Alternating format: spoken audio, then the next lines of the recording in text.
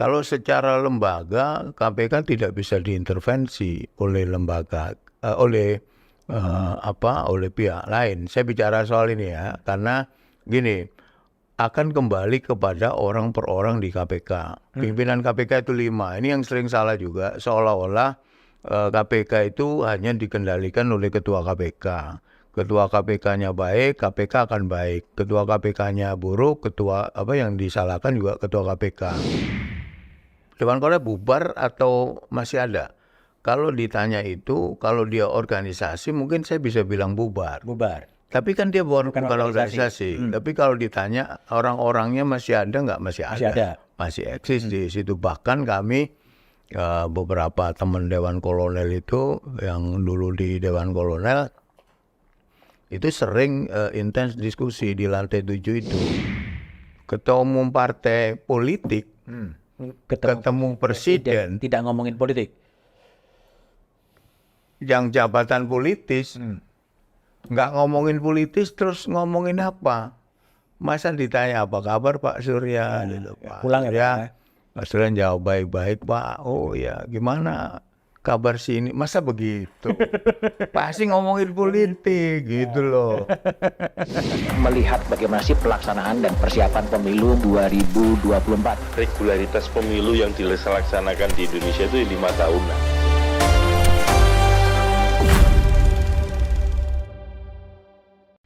Oke, jumpa lagi di Back to BDM edisi The Candidate. Hari ini saya kedatangan tamu sahabat saya yang pernah bekerja sebagai wartawan, pernah berada di Komisi Pemberantasan Korupsi, pernah berada di istana sebagai juru bicara presiden, dan sekarang sedang menjadi wakil saya di DPR dari fraksi PDI Perjuangan, namanya Johan Budi. Johan, gimana kabar? Alhamdulillah Sehat. Sekarang kalau ditanya sehat harus ditambahi lebih lengkap. Apa wih? Sehat jasmani dan rohani. Jasmani dan rohani. Banyak sehat jasmani, rohani kan sehat. Itu pesan politik atau pesan apa?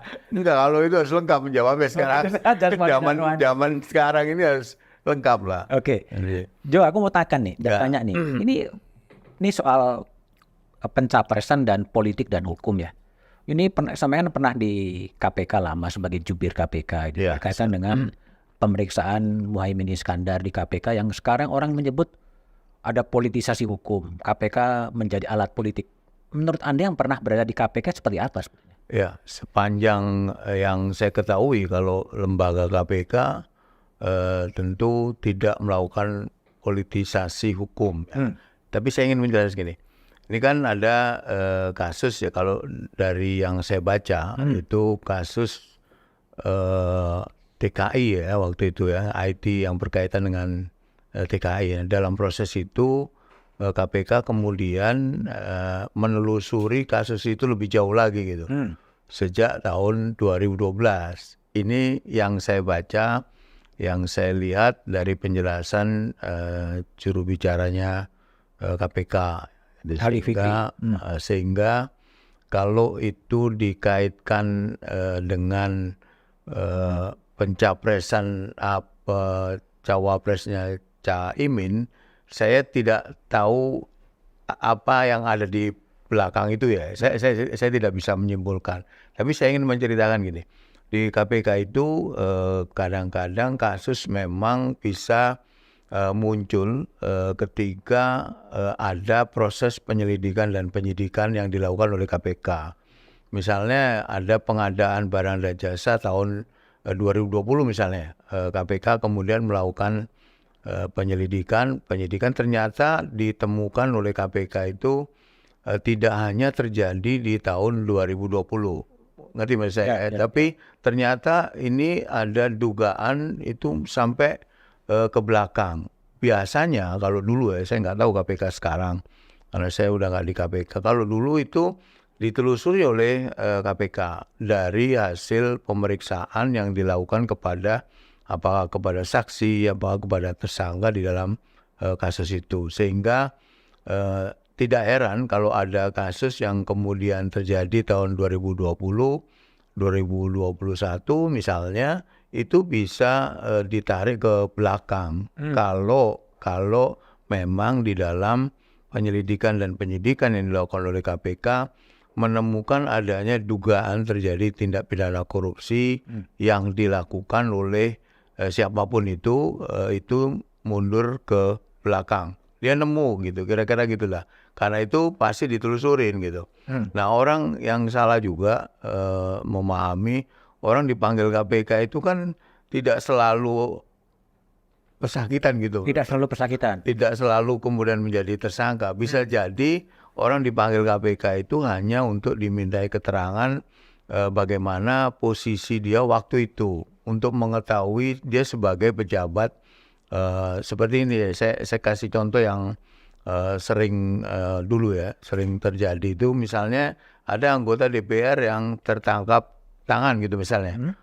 Itu kadang-kadang sekjen juga dipanggil, sekjen DPR. Sekjen DPR. Iya, untuk mengetahui berbagai hal berkaitan dengan misalnya apakah benar anggota DPR ini terdaftar gitulah, hal yang sederhana pun, simpel pun bisa ditanyakan gitu.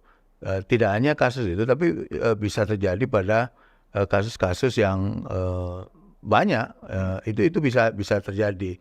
Saya tidak tahu apakah momentum ini bertepatan dengan itu ataukah momentum ini diciptakan, saya nggak tahu. Diciptakan oleh? Nggak, ini kan ada tuduhan kan, politisasi gitu kan seolah-olah. Kenapa kok setelah ada deklarasi kok kemudian besoknya ada panggilan. Seolah-olah itu kan ada tuduhan politisasi gitu.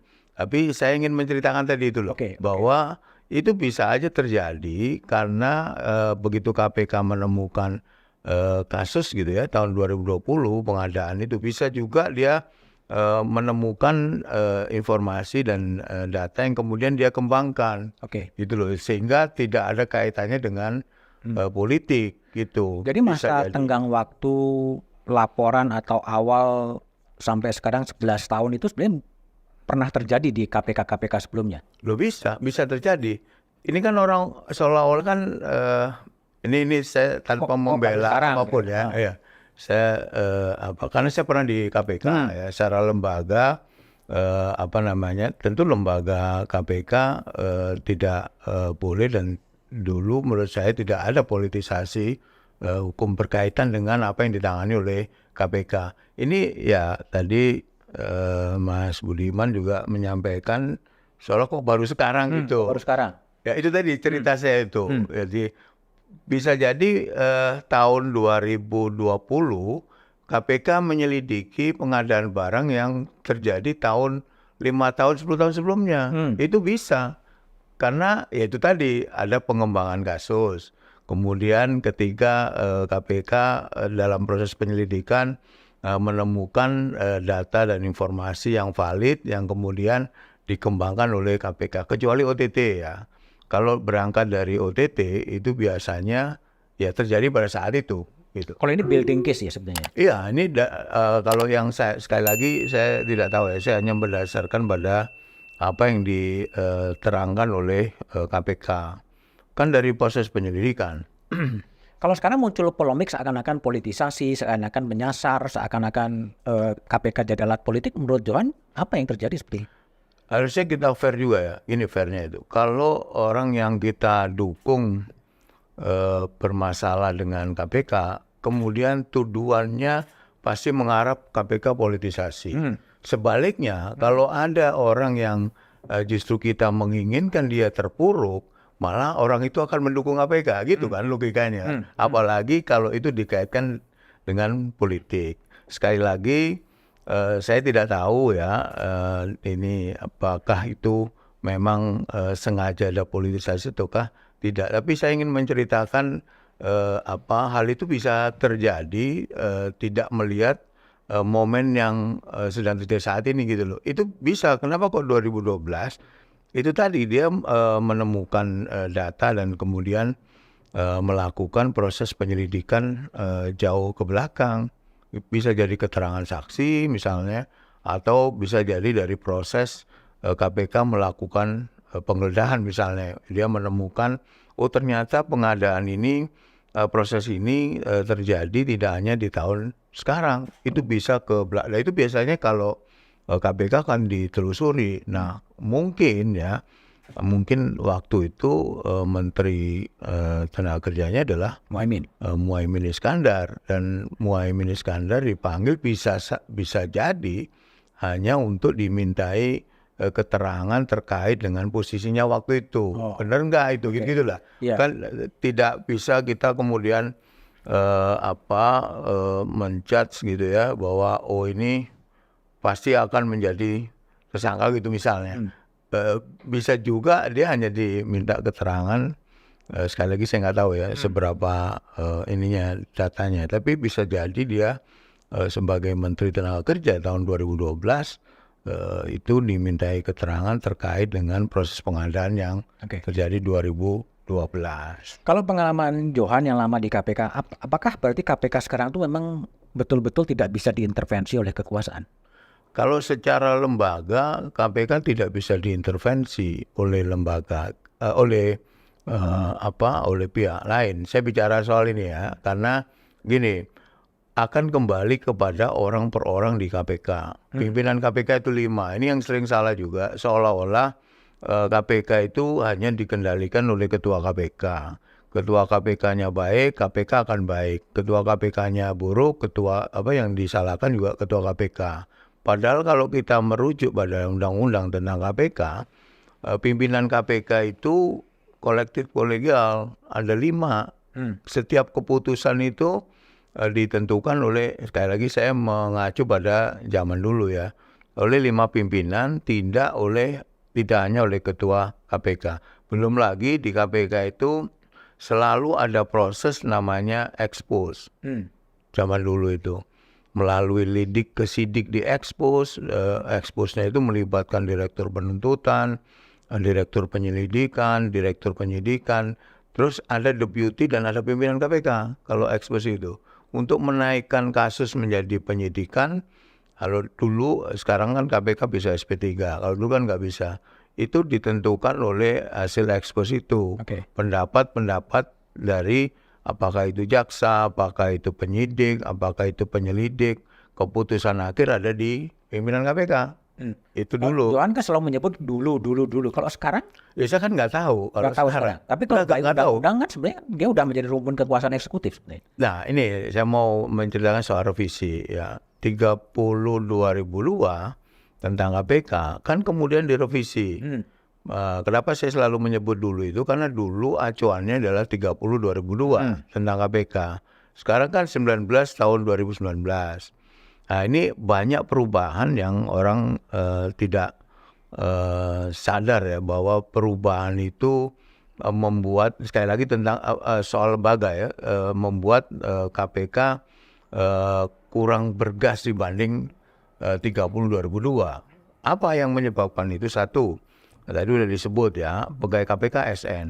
Itu nggak hanya sekedar ASN saja, itu ada turunan ke bawahnya.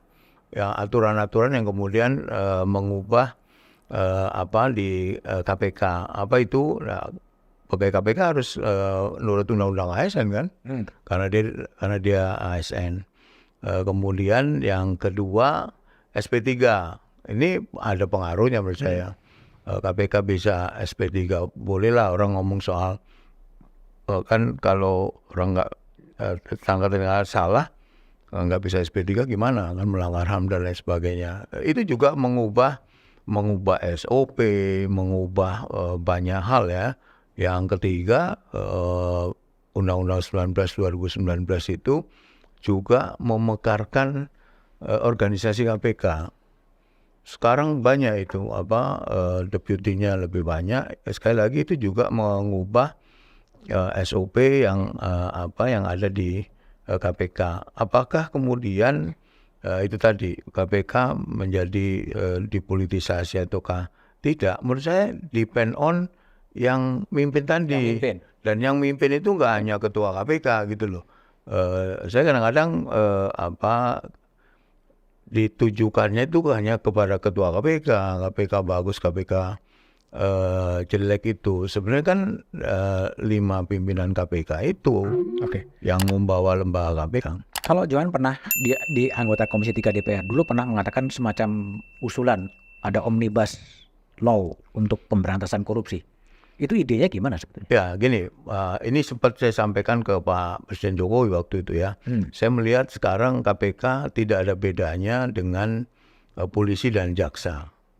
Bahkan dulu yang di KPK disebut super body itu tidak menjadi super body lagi dengan revisi Undang-Undang 30 2002 menjadi 2019. Karena itu saya mengusulkan KPK ini dibuat berbeda. Jadi ada payung hukum yang kemudian menaungi 3 penegak hukum ini, baik polisi, jaksa maupun KPK ya. Mana yang harusnya kan KPK itu mensupervisi kan, mensupervisi polisi sama jaksa dalam konteks ini. Tapi sekarang kan juga gitu kan sebetulnya. Ya bisa ditanya langsung aja ke itu, ke KPK, ke polisi sama jaksa, apakah itu berjalan ataukah Sekarang lihatnya saingan. tidak. Sekarang kan yang sering muncul di pemberitaan kan justru kejaksaan. Sering menangani, bukan berarti KPK nggak nangani ya, KPK nangani juga gitu. Nah ini harus ada bedanya, mana yang menjadi sekarang lidik, sidik, Tuntut. jaksa bisa. SP3 Biasa bisa juga. lu jaksa bisa SP3, sekarang KPK bisa. Ada sama aja gitu loh maksudnya. Kan nggak ada yang disebut penataan super body. Penataan kelembagaannya gimana?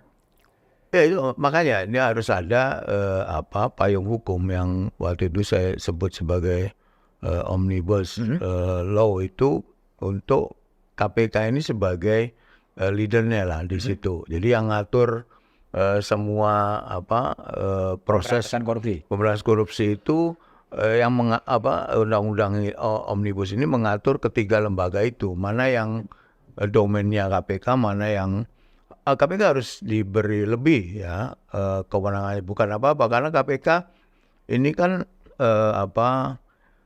anak kandung reformasi yang di awal-awal itu memang sengaja dibentuk karena dianggap polisi dan jaksa tidak efektif memberantas korupsi gitu kan awal-awal itu. Karena itu dia diberi kewenangan lebih. Apa itu? Nyadap misalnya, nggak perlu izin, lain sebagainya lah gitu. Nah sekarang dengan Undang-Undang 19 2019 yang menaungi KPK, itu menurut saya sudah tidak berbeda lagi dengan yang lain.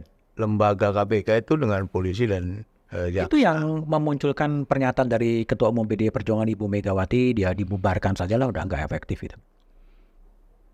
Saya nggak tahu ya kalau ini apa konteksnya ya kan, orang statement itu harus lihat konteksnya apa? Ya, dan saya nggak tahu. Saya tidak menyaksikan dan tidak mendengar secara langsung yang kemudian saya lihat sudah di quote-unquote dijelaskan oleh Sekjen PDI Perjuangan ya. Karena saya nggak ada di situ, saya konteksnya apa yang Bu Mega sampaikan, karena undang-undang KPK ini kan dibentuk zamannya Bu Mega gitu. Itu saya tidak bisa ngomentari itu karena saya tidak tahu konteks dan kan harus tahu konteksnya apa dia bicara itu kan. Kalau nggak tahu kan nggak bisa menyimpulkan lah gitu. Kalau menurut saya KPK perlu diperkuat. Perlu diperkuat dengan omnibus law yang menempatkan dia sebagai super body untuk pemberantasan korupsi. Super body pemberantasan korupsi yang harus berbeda dengan kejaksaan. Kalau kita memang menganggap bahwa KPK itu anak kandung reformasi yang tugasnya memberantas korupsi gitu lah. Oke. Dari KPK itu, sekarang saya mau nanya ke isu yang pernah, minum dulu, yang pernah Johan dan teman-teman rame di DPR soal Dewan Kolonel. Masih ada Dewan Kolonel? Gini, kalau Dewan Kolonel bubar atau masih ada? Kalau ditanya itu, kalau dia organisasi mungkin saya bisa bilang bubar. Tapi kan dia bukan organisasi. Tapi kalau ditanya orang-orangnya masih ada nggak? Masih ada. Masih eksis di situ. Bahkan kami beberapa teman Dewan Kolonel itu yang dulu di Dewan Kolonel itu sering intens diskusi di lantai 7 itu. Diskusi Nusantara. Ya apa saja termasuk ya, tentang politik. Saya salah satu yang aktif ya untuk memberikan saran kepada partai melalui di situ kan ada Mas Utut, melalui Mas Bambang Pacul. Kalau kita ke Bumega kan jauh sekali kita jalannya. Kita kan kader yang di bawah lah kira-kira gitu. Tapi sumbangsi pemikiran itu juga kita sampaikan melalui 2 orang ini di dalam diskusi-diskusi. Bahkan beberapa waktu yang lalu saya sempat nelpon Mas Ganjar dan Mas Ganjar saya undang untuk diskusi di lantai 7 itu. Saya bilang Mas Ganjar nanti kalau mau datang ke lantai 7 di DPR kita memberikan saran lah dipakai atau tidak terserah sampean. Saya bilang kita dari melihat situasi dan kondisi saat ini apa sih yang perlu ada masukan pada Mas Ganjar. Dan Mas Ganjar waktu itu menyampaikan ya saya akan datang tapi setelah sekarang enggak, dia minta setelah tanggal 6 September iya, setelah selesai jadi gubernur. Iya. Oke. Ya, nanti mungkin minggu depan lah kita akan arrange teman-teman di lantai 7 itu kita undang Mas Ganjar, kita memberi masukan aja bagaimana quote-unquote ya melawan calon-calon yang lainnya itu dari sisi komunikasi tentu. Saya kan nama di komunikasi publik jadi juru bicara kan. Nah, kali aja masukan-masukan itu bisa masuk di Mas Ganjar ya. Apapun kan namanya masukan kan baik aja. Tapi apa sih kira-kira masukan yang paling urgent disampaikan oleh Dewan Kolonel kepada Mas Ganjar? Jangan kalau itu kalau saya Pribadi lah. Ya, kalau saya kan subjektivitas saya tentu saja menurut saya ini juga pernah saya sampaikan ke teman-teman adalah personal branding. Personal branding dari Mas Ganjar. Mas Ganjar itu harus segera difirmkan gitu. Apa itu ya? Tentu saya harus ini dulu. Harus bicara dengan Mas Ganjar. Panjang lebar kan baru saya tahu bisa memberikan usulan yang pas personal branding Mas Ganjar adalah ini. Yang saya lihat sampai hari ini personal brandingnya itu belum kuat lah kira-kira itu. Belum kuat Atau atau belum ada sebetulnya. Ya kalau saya belum kuat lah, agak enak kalau belum kuat. Tapi itu memang penting ya dalam konteks sebuah kontestasi pemilu presiden. Menurut saya penting. Sekarang itu BDM ada perubahan yang sangat mendasar menurut saya Pilpres ini.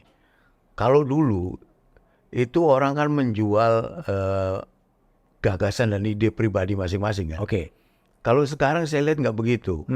Jadi ini hanya ada 2 kelompok. Satu yang perubahan, yang isinya seolah-olah antitesisnya Jokowi. Satu lagi adalah yang ingin disebut sebagai fotokopinya Pak Presiden Jokowi. Gitu. Jadi 2 ini. Ya kita lihat di off air itu banyak baliho Pak Presiden Jokowi dengan Pak Prabowo. Pak Presiden Jokowi dengan Mas Ganjar dengan kata-kata yang menunjukkan seolah-olah saya lah fotokopi atau penerusnya Pak Presiden Jokowi. Di sisi yang lain perubahan kan selalu mengkritik itu. Apa aja dari Pak Presiden Jokowi selalu dikritik oleh perubahan. Nah, tarungnya itu gitu di dunia, apakah itu medsos, apakah itu di off air ya. Nah, ini kan seolah-olah atau mungkin karena belum kampanye ya, saya nggak tahu. Seolah-olah kan persoalan direduksi menjadi kampanyenya itu atau narasinya itu direduksi menjadi yang ini pro Jokowi, yang ini anti Jokowi gitu loh, seolah-olah gitu.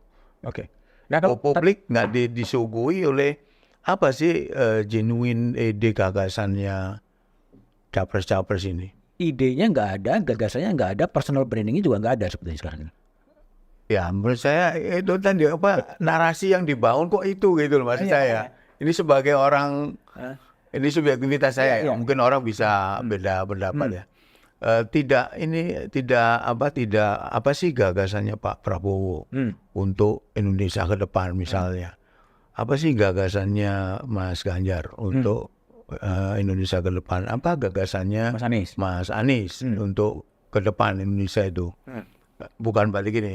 Saya kalau jadi presiden akan begini, bukan begitu juga. Kan gagasan dan ide yang tentu bisa konkret ya. Kemarin kan ada di medsos itu kalau Caimin jadi BBM gratis. Gratis. Orang hamil langsung kasih 8 juta. 8 juta setiap orang hamil. Itu berapa orang itu duitnya dari mana? Bukan itu juga maksudnya gagasan dan ide itu. Nah ini menurut saya belum muncul dari Pak Prabowo, Pak Ganjar, kemudian juga Mas Anies.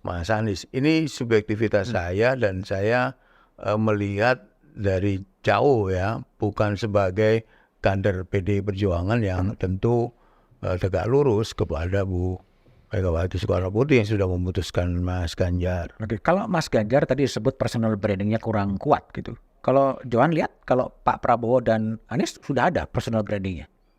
Belum juga, belum ada. Sekarang ini saya lihat Pak Prabowo misalnya, sekali lagi saya melihat dari jauh ya, udah mengubah persepsi publik bahwa Pak Prabowo sekarang itu orangnya sabar. Nah, ini nggak tahu juga, apakah Anda juga melihat itu orangnya sabar, humble, merangkul semuanya, gitu kan? Apa yang sedang dibangun ini sekali lagi dari jauh ya. Kemudian Mas Ganjar ini ditokohkan sebagai orang muda yang kemudian sebagai fotokopinya Pak Presiden Jokowi lah, gitu, penerus ini bos Pak Presiden Jokowi gitu. Nah Mas Anies ini ya inilah selalu menyuarakan tentang hal-hal yang mendasar ya, perubahan-perubahan tentang demokrasi. Tapi menurut saya belum konkret ide dan gagasannya gitu. Selain tadi yang antitesisnya Presiden Jokowi gitu. Ini sekali lagi saya melihatnya dari jauh dan narasi yang dibangun sekarang itu gitu. Ya. Bukan Itu kenapa Jo? Gagasan dan personal brandingnya nggak muncul kenapa sebetulnya? Gini, kalau saya lihat ya Pak Presiden Jokowi ini kan powerful Pak sekarang ini. Bukan sekarang ya, ketika dia menjadi presiden kan powerful. Di sisi yang lain dukungan publik itu sangat kuat ya. Kompas survei terakhir menunjukkan bahwa publik itu puas dengan kepemimpinan Pak Presiden Jokowi. Saya kalau ke daerah juga banyak yang mengatakan itu.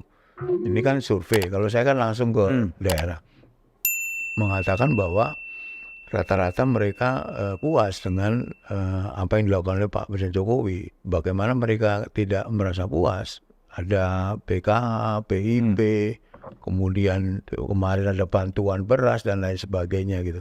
Nah ini mungkin yang menjadi andalan ya quote-unquote dari capres yang membawa yang ingin jadi penerus Pak Jokowi. Itu kan nanti ada efeknya juga. Kalau siapa yang di endorse Pak Jokowi atau siapa yang melanjutkan program-program Pak Jokowi, maka dia akan tentu disukai oleh masyarakat gitu. Kalau logikanya gitu artinya memang faktor Pak Jokowi akan sangat menentukan perilaku voters nanti. Menurut saya sangat berpengaruh pada capres yang ini ya, yang ingin fotokopi dirinya menjadi fotokopinya Pak Jokowi ya. Nah fotokopinya kan dua tuh antara Pak Prabowo dan Mas Ganjar. Ya itu nanti tergantung Pak Presiden Jokowi mengendorse siapa di antara dua itu. Apakah Pak Jokowi akan mengendorse? Menurut saya dia tidak akan menyampaikan secara terbuka karena dia presiden. Menurut saya. Meskipun banyak bahasa-bahasa simbolik. Ya kan dia bersama Pak Prabowo kunjungan itu kan dia juga lakukan kepada Mas Ganjar.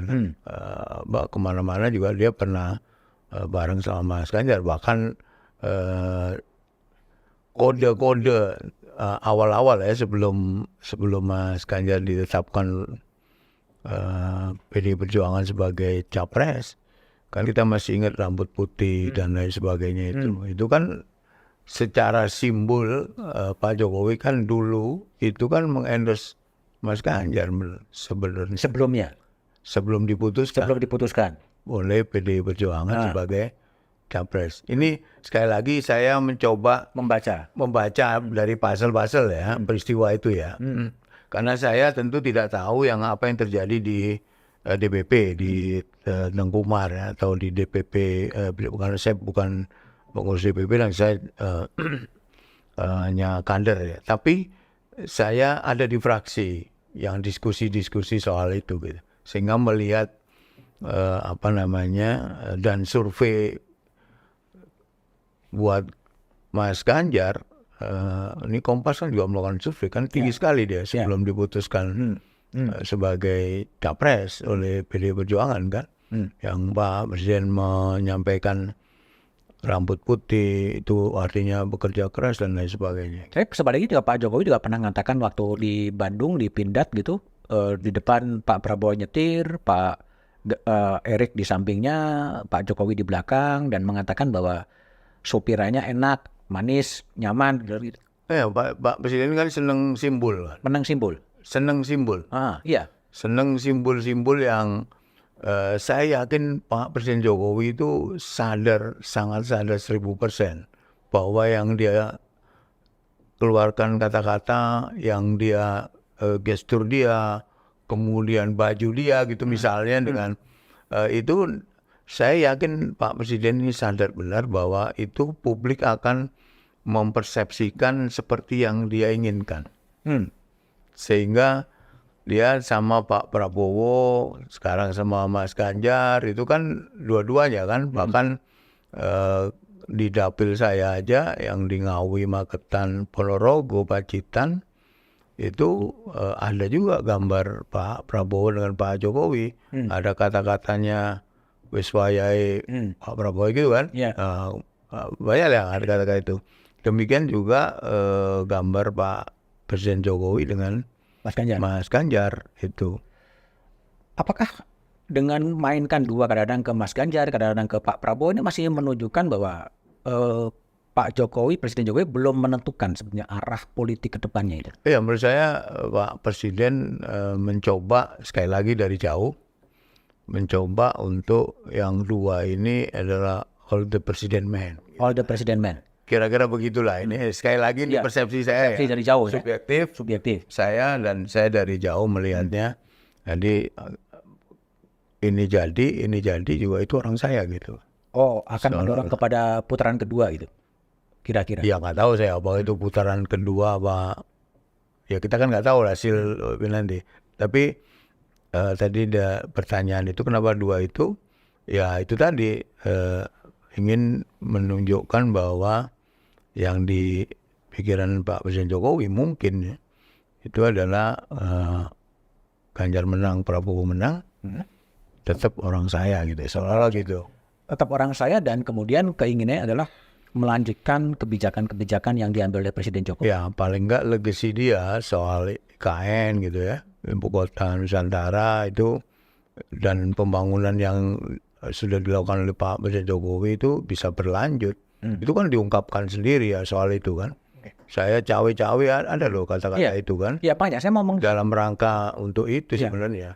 Kadang-kadang komunikasinya pada satu sisi mengatakan saya akan cawe-cawe untuk cawe-cawe itu dalam bahasa Jawa mungkin juga intervensi atau apapun. Tapi pada sisi lain itu urusan partai politik gitu. Jadi komunikasinya betul-betul selalu berbeda. Pada satu sisi mengatakan saya akan cawe-cawe, tapi pada urusan koalisi-koalisi sebenarnya itu urusan partai-partai politik. Jadi komunikasi seperti apa yang dilakukan oleh Presiden Jokowi? Gini, jadi kalau yang dijelaskan oleh Pak Presiden Jokowi mengenai siapa capres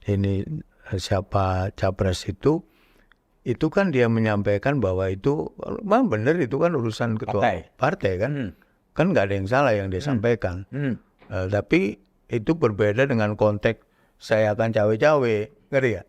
Jadi kalau keputusan memilih capres cawapres itu tentu ada di ketua umum masing-masing partai. Nah, dia menjelaskan tentang hal itu. Beda dengan diksi yang cawe-cawe tadi loh. Cawe-cawe itu kan sekali lagi saya bisa salah ya karena saya melihatnya dari jauh. Cawe-cawe yang dia maksud adalah bagaimana agar presiden mendatang itu bisa meneruskan apa yang dia sudah kerjakan. Legasi yang menurut Pak Presiden Jokowi itu bagus gitu. Ibu kota negara, Nusantara, kemudian juga pembangunan, arah pembangunan dan lain sebagainya. Itu jadi dua konteks yang berbeda dan benar, dan dua-duanya yang disampaikan Pak Jokowi itu kan yang siapa yang menentukan capres cawapres kan memang ketua umum, bukan dia kan. Tapi kan nggak di wartawannya nggak nanya, Bapak sempat bisikin nggak? Kan nggak ada pertanyaan gitu. Kalau saya dari wartawannya saya tanya. Emang ada yang bisikin? Loh bukan, kan nggak ada yang nanya begitu. Kan nggak ada yang nanya begitu kan. Tapi kan ada juga kemudian menteri yang mengatasnamakan sepersetujuan dari Pak Lurah. Gini, kita terusin dulu itu. Jadi gini, ketika dia ngomong, saya ini kan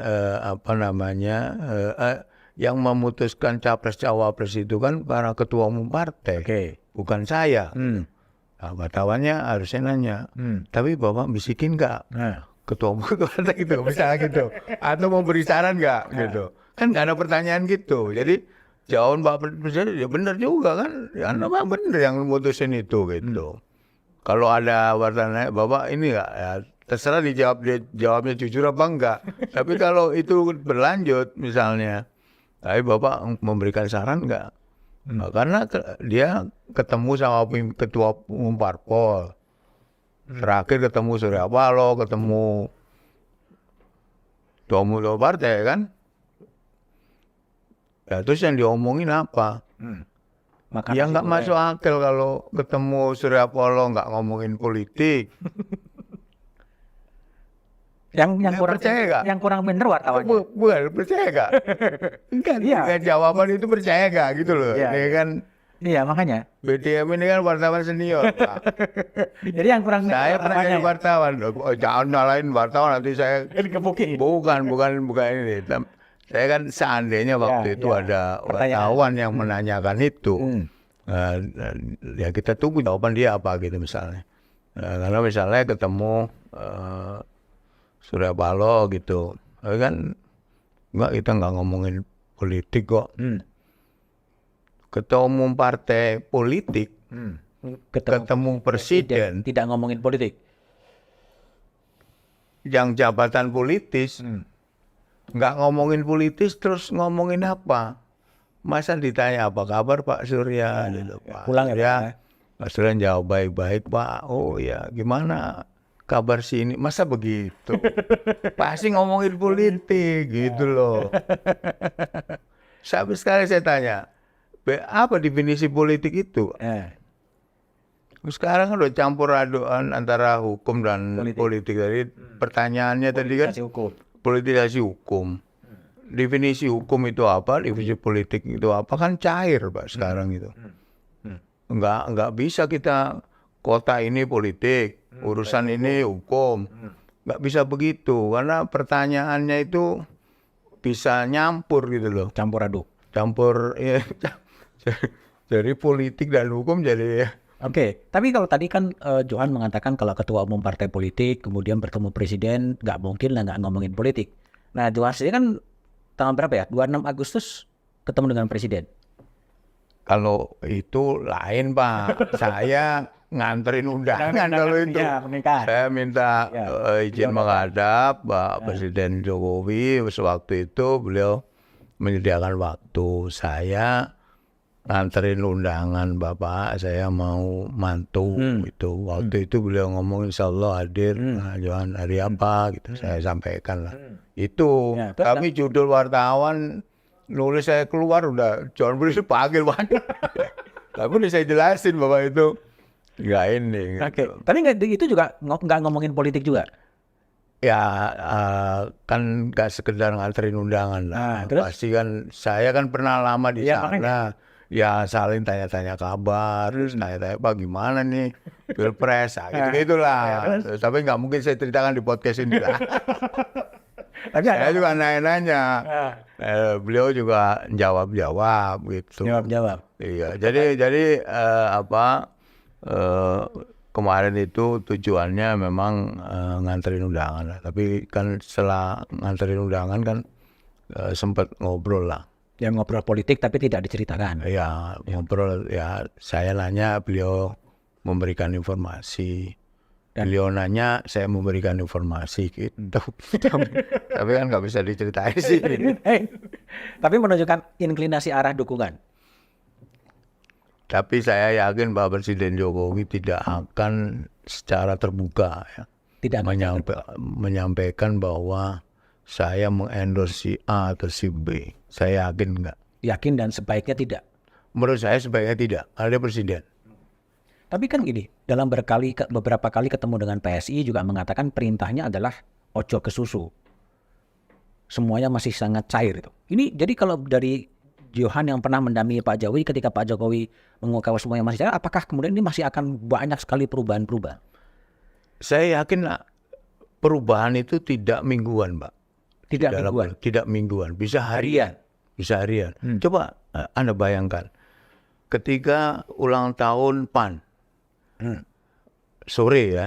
Waktu itu nama menjadi berubah. Ya. Indonesia Maju. Saya pagi diwawancara sama media waktu itu. Saya sampaikan jangan menganggap bahwa itu menjadi koalisi yang sudah fix. Saya menganggap koalisi itu fix ketika masuk ke KPU, Pak. Itulah fixnya gitu. Apalagi ketika pengumuman perubahan nama itu, Caimin kan mengeluarkan statement yang nadanya agak kecewa waktu itu. Iya kan? Sekali lagi ini dari jauh ya. Saya tidak dikasih tahu. Dia bilang gitu kan? Saya tidak dikasih tahu kok ada perubahan nama, saya tidak diajak diskusi. Saya akan melaporkan ke partai. Bahasanya gitu. Nah, dia ketua umum melaporkan ke ketua umum. Nah, dia kan berkuasa di partai itu. Nah, ini saya dari situ, wah ini kecewa ini. Caimin kecewa ini. Caimin itu kan politisi ulung, Pak. Dan udah paham betul. Nggak lama, nggak ada hitungan hari, bisa hitungan jam itu. Dia pindah. Dan semua kaget. Kemudian Demokrat pull out. Ya kan? Merasa dikhianati. Nanti juga begitu. Nanti sekarang si A mengkhianati si B. Si B ini pindah ke C. Apakah C ini tidak tahu bahwa si B ini juga bisa berkhianat? Kan bisa kan? Atau si B ini yang tadi di kelompok ini, saya nggak usah nyebut ini ya, di kelompok ini pindah ke C gitu. Si B ini juga tidak tahu bahwa si C ini juga bisa berkhianat. Wong temennya aja dikhianati kok, gitu loh. Artinya memang bisa berubah sangat dinamis, fragil kalau saya bilang fragil ya. Jadi akan berubah-ubah terus. Bisa berubah. Hitungannya tidak minggu, mungkin harian. Harian berubah. Sebelum bisa berubah ya. Sebelum masuk ke KPU. Ini PDI Perjuangan belum menentukan cawapres. Kemudian Pak Prabowo berubah kan? PKB pindah di koalisi perubahan. Ini kan juga belum dideklar. Pernah dideklar resmi nggak? Yang di Surabaya itu apakah sudah resmi? Apakah ini PKS? Paginya sekjennya ikut. Besoknya ada statement dari pimpinan PKS yang bahwa sekjen PKS mewakili pribadi lah gitu kan. Kita tonton aja lah, kita sebagai rakyat yang dari jauh itu akan terus. Jadi esensi Pilpres yang 2024 itu menjadi perdebatannya adalah itu tadi gitu loh. Bukan diskusi tentang siapa sih yang pantas memimpin Indonesia 2024. Oke, kembali kalau sekarang ke Johan Budi ya, yang sekarang mau nyalek ya. Pengalaman 2019 mengumpulkan suara cukup banyak, 75 ribuan ya, 76.500. mengalahkan Budiman Sujatmiko ya pada waktu itu yang juga di situ. Budiman nama saya jauh Pak jaraknya. Jauh 40-an dia, maksud 30 32 ribuan. Jadi jauh sekali. Oke, jadi gimana Anda resepmu itu sebagai pimpinan KPK untuk berkampanye di era yang sangat politik uang? Gini, kalau dulu saya masih free ya. Artinya gini, free itu cap saya ini masih juru bicara KPK, Pak. Meskipun juru bicara presiden. Di bawah itu orang masyarakat itu kenal saya juru bicara KPK. Tidak diembel-embeli yang lain lah, kira-kira gitu. Kemudian saya nggak mempraktekkan money politik ya. Saya nggak pernah ngasih duit waktu itu ke masyarakat ya di dalam kampanye waktu Pileg 2019. Cap itu masih kuat lah. Nah sekarang saya kan sudah politisi gitu. Saya melakukan apa atau tidak melakukan apa, cap politisi itu kan kurang bagus di publik. Harus diakui kan, survei itu kan DPR paling ke bawah. Meskipun saya tidak melanggar prinsip-prinsip governance gitu ya, saya tidak korupsi gitu. Mereka kan nggak peduli juga. Ada cap bahwa saya Johan Budi sekarang politisi. Mau saya buktikan. Saya begitu diangkat, dilantik, besoknya saya diwawancara oleh sebuah televisi. Kemudian saya menjawab lah jawaban pertanyaan yang dia sampaikan ke saya. Jawaban saya itu aja dia langsung menyimpulkan, oh sekarang politisi jawabnya lain ya gitu. Padahal kan saya merasa nggak ya harusnya menjawabnya begitu, saya jadi jubir juga begitu. Ini perasaan saya. Artinya apa? Artinya bahwa ketika Anda menjadi politisi itu ada cap yang ada sesuatu yang agak beda lah. Label dari publik kepada kita. Nah, itu saya kira ikut mempengaruhi nanti di Pileg 2024. Tapi kalau ditanya apakah saya tetap menggunakan prinsip-prinsip yang dulu saya pernah gunakan. Saya datang kemudian saya menjelaskan. Sebelumnya ini kan saya sering ke bawah kan. Modal saya adalah saya sering ke bawah itu aja, nanti mereka merasa ada gunanya nggak saya jadi anggota DPR yang kemudian mereka pilih ya. Selain itu saya kira perubahan yang semakin pragmatis sekarang itu saya lihat. Kalau dulu 2019 habis berapa? Saya itu biayanya hanya untuk beli kaos sama transport Jakarta Pacitan. Dapil. Kan dulu kalau kampanye itu kan nginep kita. Nginep kalau di Pacitan sehari, di Ponorogo sehari, itu biaya-biaya itulah. Nggak banyak lah. Nggak banyak. Kalau sekarang masih akan lebih besar. Saya yakin akan lebih besar. Karena politisi tadi. Bukan, karena saya membutuhkan itu tadi kayak misalnya baliho, kemudian kaos, kemudian juga yang berkaitan dengan urusan di partai ya kan, saksi kan kita bayar juga, saksi dulu saya bayar juga untuk ya saksi kan kita harus melihat saksi juga kan, itu kita itu habis berapa tuh 2019? Di bawah 500 lah. 500 juta. Di bawah 500. Sekarang pasti akan lebih besar ya. Saya yakin akan lebih besar.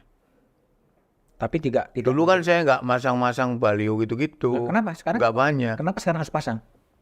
Ya itu tadi karena dulu melekat jubir itu KPK. Dulu kan saya di Pak Jokowi juga Pak. Diuntungkan dengan. Intinya dulu lebih dikenal bukan politisi lah kira-kira gitu. Lebih enak mana sih menjadi jubir KPK, jubir presiden dan politisi gitu? Saya lebih merasa berguna ketika jadi juru bicara KPK Pak. Lebih merasa berguna? Lebih merasa useful lah kira-kira gitu. Kenapa?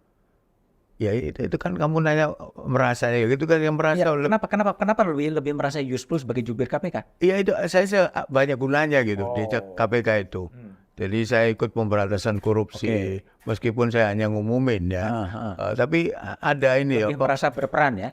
merasa berguna lah menurut saya. Saya bisa masyarakat pengen korupsi diberantas misalnya, saya bisa terjun langsung ke situ ya. Kalau dari sisi kenyamanan dia jauh lebih nyaman anggota DPR dibanding. Nyamannya di mana? Ya itu misalnya gajinya kan gitu-gitu. Kalau urusan begitu ya, tapi kalau pertanyaannya lebih senang di mana? Karir tertinggi buat saya adalah itu tadi. Yang paling menurut saya itu sangat ya ini perasaan itu juru bicara KPK. ketika saya di KPK lah. Oke. Tapi gini, itu kan pernah juga KPK punya kajian-kajian soal biaya politik yang begitu mahal, ya begitu tinggi, mau jadi caleg, mau jadi bupati, mau jadi apa membutuhkan biaya sangat besar. Nah sekarang Johan kan udah terjun langsung nih sebagai di legislator gitu. Sebetulnya temuan empiriknya memang begitu besarnya biaya politik di depan korupsi atau gimana? Gini, saya waktu itu ada di KPK pernah ada kajian itu. Jadi antara 65% sampai 70% publik itu masih menginginkan money politik. Waktu itu ya, waktu saya di KPK ada kajian itu. Tapi juga setelah saya di DPR itu juga masyarakat itu juga senang kalau kita datang menyapa mereka gitu ya, berada bersama-sama mereka meskipun nggak tiap hari, ada longsor gitu, mereka senang. Dan itu tidak bisa dibeli itu menurut saya. Tidak bisa di money politik. Kalau orang udah senang gitu ya, itu akan ini. Tapi sistem politik kita, kampanye yang lama ya, dulu kan tidak 75 hari dulu, hampir 6 bulan kali. Kemudian juga yang harus ada alat peraga, kemudian juga berkaitan sama saksi-saksi di TPS, itu menyedot banyak biaya menurut saya. Dan survei terakhir itu kan Kompas kalau nggak salah, itu kan juga masyarakat masih setuju money politik kan. Di atas 50% kalau nggak salah. Kalau Johan nggak konflik batin ya ketika ada money politik, tapi sebagai mantan Enggak, saya nggak mau nggak mau melakukan itu. Nggak mau melakukan. Even 24 nanti saya juga nggak akan melakukan itu. Saya ini sunnah aja Pak. Ngerti sunnah kan? Ya. Mau jadi syukur, nggak jadi ya. Saya kemarin sampaikan ke awal-awal yang gegap gempita Dewan Kolonel itu, saya udah sampaikan ke Mas Utut, ketua fraksi, ke Mas Pacul, sekretaris fraksi, saya udah nggak nyalon lagi udah. Saya bantu partai saya bilang. Tapi nggak boleh, udah nyalon lagi. Disuruh nyalon. Karena itu tadi orang kan ya dulu juga begitu, saya nyalon juga ini aja Pak, sunnah. Aja. Iya, saya kalau kampanye coba cek ke teman-teman yang jadi Bapak dan Ibu jenengan milik kula ya alhamdulillah. Boten apa-apa. Mungkin nggak semua caleg-caleg seperti Johan gitu. Ya nggak tahu saya, tapi saya begitu. Saya sunnah, sekali lagi sunnah. Tapi saya setiap kali turun itu bahwa gini, saya jangan dikaitkan sama 24. Ya. Nggak ada hubungannya. Saya ngomong ini bukan menuju ke Pileg 24 loh. Jauh-jauh hari saya udah melakukan itu ketika saya jadi anggota DPR. Ya klise terkesan, tapi itu yang saya lakukan. Nanti saya banyak cerita bagaimana omongan saya ini ya. Jadi jangan dikaitkan itu. Saya ke sini itu karena saya dulu ada pas kampanye kan Anda tidak saya datangin. Harusnya kan pas kampanye saya datang banyak tempat. Tapi sekarang saya menjadi anggota DPR, Anda saya datangin rakyat ini. Jadi saya itu bagaimana sebagai anggota DPR, saya itu ada gunanya buat mereka. Saya kan sering ngasih bantuan, tapi kan nggak ada di media sosial, nggak ada kita foto-foto. Ya, bantuan. Coba lu cek di tempat yang lain, kan mamerin itu di media. Saya nggak ada Pak. Kenapa nggak dipamerin? Saya nggak ada. Kenapa nggak dipamerin? Ya itu tadi. Sunnah tadi. Ya bukan sunnah itu tadi Pak. Saya kan tujuannya agar Memang membantu. menjadi anggota DPR itu Bermanfaat. ada gunanya Oke. buat di dapil. Sekali lagi ini klise. Ini kata-kata mutiara. Tapi itu saya lakukan, Pak. Oke. Saya banyak bantu ya. Kalau ngomong kan nggak enak. Tapi kan Anda pernah lihat nggak? Ditampilin bantu misalnya ambulans. Ini saya bisa menghubungkan. Kalau yang lain kan didatengin kan, Ya. foto. Foto, sebar. Ininya stiker muka dia ini, padahal bukan dari dia itu, dari mitra kan? Mitra. Iya kan? Iya. Saya nggak ada Pak. Ada. Nggak ada, saya Pak. Ini ya, saya ceritanya ada yang dulu waktu kampanye itu ada sebuah pesantren lah ya, yang kemudian saya komunikasi sama saya komunikasikan ke Pak Basuki waktu yang 2019. Pelaksanaannya kan setelah 2019 kan, baru tahun 2021 lah terlaksana. Rusunawa. Ya. Rusunawa. Waktu itu kiainya telepon saya, Pak Basuki telepon saya, Mas Jo, nggak ikut ke sana, saya diminta untuk ini kan, nah gitu lah. Wah, enggak lah, udah itu kan urusannya pemerintah, itu presiden itu. Saya nggak datang. Saya nggak tahu apakah itu Benar atau nggak benar? benar nggak benar. Saya kalau menurut teman-teman itu ya jangan begitu. Jadi anggota DPR lah kan nggak ada Terlalu gunanya. lugu ya? Terlalu lugu. Ya kan pokoknya itu deh yang saya lakukan. Saya itu tahu ya bantu sesuatu gitu ya. Saya tahunya itu malah mereka ada di berita. Terima kasih Pak Johan, itu beritanya di-forward ke saya. Saya nggak ada di situ. Saya baru tahu, oh ini berhasil gitu. Oh ini nggak berhasil, soal listrik misalnya. Iya. Ada 25 tahun nggak dialiri listrik. Saya kan banyak kenalan. Karena pernah di Pak Jokowi, saya banyak kenal menteri, banyak kenal teman-teman komisaris. Lebih gitu ya. gampang berkomunikasi. Saya komunikasikan nih ada ini. Oh ya ini udah orang ini kelompok ini kita langsung berhubungan sama ini. Dibantu misalnya gitu. Nah, setelah itu ya udah. Nah itu ya nggak tahu itu salahnya saya apa benernya saya nggak tahu. Tapi memang itu yang saya lakukan sampai hari ini. Begitu aja pokoknya. Kalau ada Pak sembako misalnya, saya hampir tiap 3 minggu bagi sembako di dapil itu. Oke. Tapi Duit dari mana? duit dari mana? Reses. Reses, dana reses. Ya duit reses lah. Ya, duit Kita reses. bagi. Hah? Duit reses kan? Iya duit Kunjungan daerah reses yang itu. dibagikan lagi. Saya bagikan. Tapi sorry to say ya, anak-anaknya yang bagi ribuan sembako itu. Coba tanya dari mana? Dari mana? Ya nggak tahu, tanya aja. Pakai duit sendiri apa enggak? Duit yang ketiga. Jadi itu yang saya lakukan, meskipun nggak banyak, pasti kalah sama yang bagi ribuan. Yang bagi 200. Dana resmi ya? Dana reses. Sembako. Tapi kan di berapa kabupaten itu. Oke. Kan sembako bukan hanya beras loh. Iya, sembako. Sekarang dapil Jawa Tengah 7, Jawa Timur 7 ya? Ya, Dengan siapa lagi tuh saingannya? dari PD. Dari PDIP? Saya sekarang nomor 2. Dulu kan nomor 1. Hah? Nomor urut 1 dulu. Sekarang saya nomor urut 2. Nomor urut 1-nya itu Mas Kanang, bekas Bupati Ngawi. Nomor 3-nya istri Bupati Trenggalek. Saingan partai lain? Partai lain Ibas, Ibas ya. Masih di Pak Ibas itu yang banyak suaranya di situ. Banyak ya? Di dapil 7 itu dia paling banyak itu. Di atas 250 kalau salah. 50.000 ya? Iya, paling banyak itu. Sekarang targetnya berapa, Johan? Dulu sebelum saya masuk itu 1. Begitu saya masuk PDI jadi 2. Nah, sekarang? Coba saya tanya dulu sebelum itu. Saya punya kontribusi nggak ke partai? Punya lah. Nah, punya kan? Iya kan dengan 75.000, 76.000 kan? Berarti kan saya nambah kursi. Nambah kursi. Punya kontribusi kan? Nah. Tapi sekarang kenapa saya jadi nomor 2? Kenapa? Saya nggak tahu itu. Karena di mana? Enggak. Jadi kalau Demokrat ya Oke, Mas Ibas itu waduh banyak banget itu suaranya kuat Demokrat itu. Kita targetnya kalau bisa ya 2 atau 3 lah di situ.